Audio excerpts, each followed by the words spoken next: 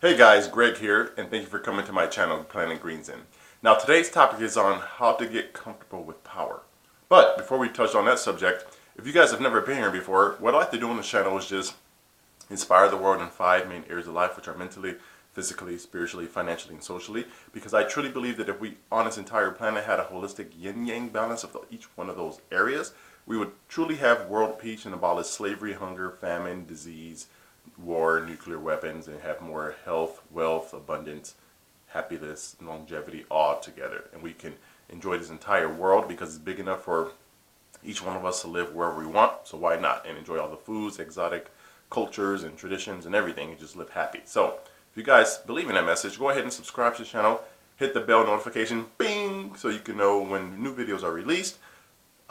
Like the video, of course, and then share it out with people in your community and friends and family who you think may need to hear these messages. And then also comment below. I just want to hear your thoughts and your opinions on things, okay? So again, today's topic is on how to get comfortable with power. But before we get started, hopefully you guys, I may look a little bit red here because I just finished shaving and I nicked myself and it was bleeding. But I said, hey, I still want to inspire you guys, so I'm fired up, and I'm going to do it anyway. So hopefully blood doesn't start coming out. Anyway, so to get on the topic, so how to be comfortable with power. So this is for the people who are starting to actually begin their journey, who already has some momentum and progress when it comes to going through resistance, fighting through your fear, getting past your comfort zone. All the things that I talk about in all of these videos, people who have been implementing these either by hearing these videos, which is great, and I'm honored for that, or maybe you've done it prior, you started years ago. But again, if you already are on this journey, you start to have influence among your community and people. They will start to look up to you, come to you for answers, see you as a leadership figure, role model. So when you have that, that is considered power. And just like Uncle Ben said, Peter Parker's uncle, if you guys don't know Spider-Man reference, with great power comes great responsibility. Okay?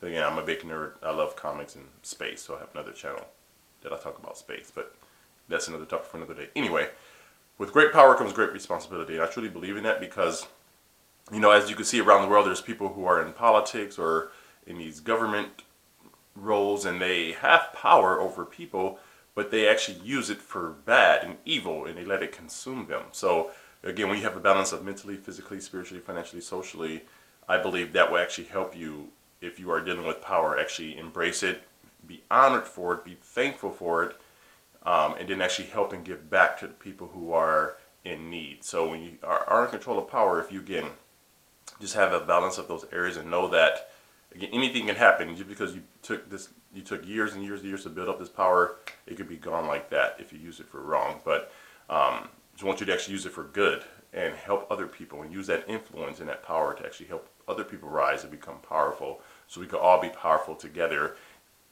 equally on this entire planet, and just be able to help each other out and go wherever we want and travel. But again, so when you start to get powerful, it can get intimidating, or that human instinct or whatever you want to say, this to you want to control someone else, or you want to dominate them or bully someone else. Some people are like that, and again, that's not the right way to use your power, because you want to just remember where you came from, where you started, and how did you get your big break and the work it took. So when you see other people coming up, you want to just help them out and encourage them and give them courage to actually continue to climb that mountain and get to that peak, and then you can see the beauty of the world. So again, when you have power, you're starting to obtain power, you're seeing that you're influencing people, or you're starting to make a lot of money.